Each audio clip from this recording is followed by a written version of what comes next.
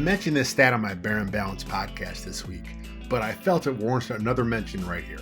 According to Pro Football Focus, the Chicago Bears have allowed a quarterback pressure on 41.75% of all their dropbacks. That is the worst by far in the entire NFL. The pass protection has had breakdowns all season long, but Chicago's passing game woes are much deeper than that. PFF has also tracked the Bears' pass catchers as being considered either open or wide open on a paltry 36% of the dropbacks. Yeah, that's 32nd in the league as well. Justin Fields has had plenty of self-inflicted wounds on the season with poor decisions, bad passes, some sketchy pocket awareness, but those two stats I mentioned also show how bad his supporting cast has been. My name is Lester Wiltfong. I write and podcast for Windy City Gridiron, and I've broken down every sack the Bears have allowed for over a decade in my weekly Sackwatch series. This year we're featuring a video version of Sackwatch right here on our Second City Gridiron YouTube channel. But look, sacks allowed are depressing enough to write about, and now I'm talking about them too. So that's just too rough. So I have to have a positive X's and O's fix each week. So I'll be breaking down one good play from the Bears each episode. And this week, that's where I'm going to start. We've been dying to see Justin Fields connect on a big play downfield, and with only 10 minutes expired in the game, the QB1 uncorked a huge 56-yard pass play to Darnell Mooney. Like most huge pass plays, this one started with good execution up front. The Bears fake an up-the-gut run to Khalil Herbert out of 12 personnel, and both tight ends are lined up to the right. The Giants are bringing 5 in the rush while the Bears keep 7 in the pass block. Both tight ends, Cole Kmet and Trayvon Wesco, lock on and stick with their guys. Each has some good hand usage and both keep their feet moving. Right tackle Larry Borum and right guard Lucas Patrick sell the run with good pad level as they double team the Giant defensive tackles. Borum has his eyes up looking for anyone coming through that C gap. Left guard Cody Whitehair and center Sam Mustipher also have good pad level on their block of the defensive tackle as well. If offensive guards pop up too quickly and get into their pass set, the illusion of the running play is killed and the linebackers will drop back into coverage. So good job on both those guys there keeping their pad level low. Whitehair delivers a blow, then comes off to meet the linebacker, number 54 Jalen Smith, who started to come up to meet Herbert. Whitehair wasn't sure if Smith was on a delayed blitz, so he settled into his pass pro to pick him up just in case. Smith ended up taking Herbert, who snuck out through the line of scrimmage, and Whitehair squeezed the gap in case Mustipher needed some help. Left tackle Braxton Jones, who was left on an island, does a nice job catching a linebacker and then remaining in a good athletic stance to stay with the defender. Darnell Mooney runs a go route down the left sideline and Field puts the ball out in front of him. He makes a nice diving grab and picks up Chicago's biggest play on the 2022 season. All right, that was a nice play, nice X's and O's breakdown to get out of my system, but I got 6 sacks to break down, so let's get into it. Just a few plays after that big one I just broke down, and the Bears go with a Plax and bootleg here on 1st and 10. Fields just needs to take what the defense gives him. What they give him here is Cole Kmet in the left flat.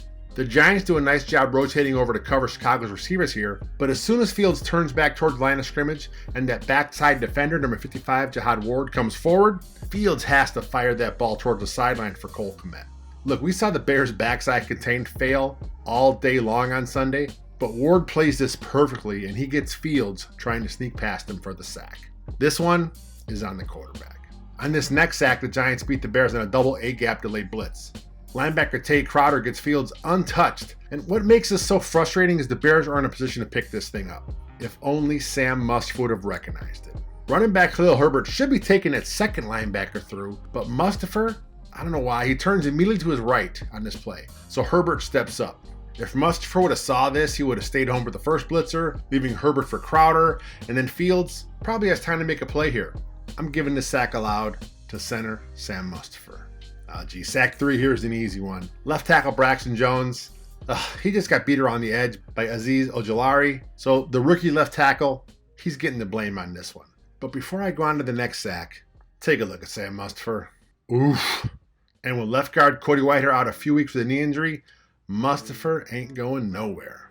Speaking of Whitehair's injury, this next sack allowed comes after Lucas Patrick moves over to fill Cody's spot.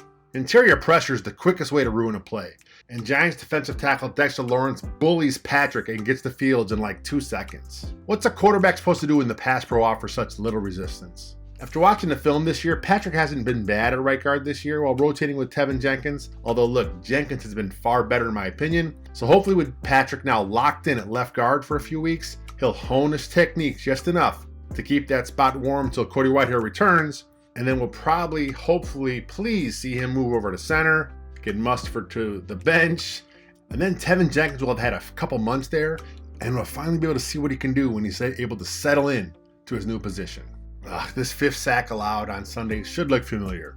Yeah, it's that same double A gap delayed blitz that Giants D coordinator Wink Martindale dialed up earlier in the game. And just like the other one, I got to ding Mustipher here. But look how badly Khalil Herbert is beat here. I got to hit him with half the blame on this one too. I know neither Mustipher's nor Herbert's man got the sack here, but those two fails led to the scramble and the 0-yard sack from Lawrence. Like, I don't know why Mustipher squeezes the right again, which forces the back to step up, but simply recognizing this blitz coming would have given Fields a chance.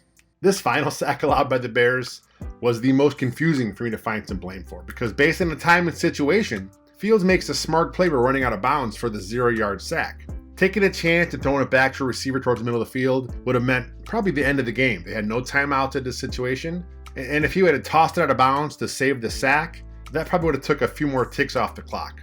So by stepping on the bounds, he stopped the clock, and he gave them time for one final play. All right, here's where things get a little confusing.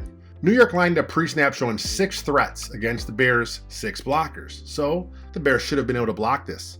Take a look at where running back Trestan Ebner's lined up. He should be responsible for either that 5th or 6th defender to the right, with right tackle Larry Borom taking the other guy.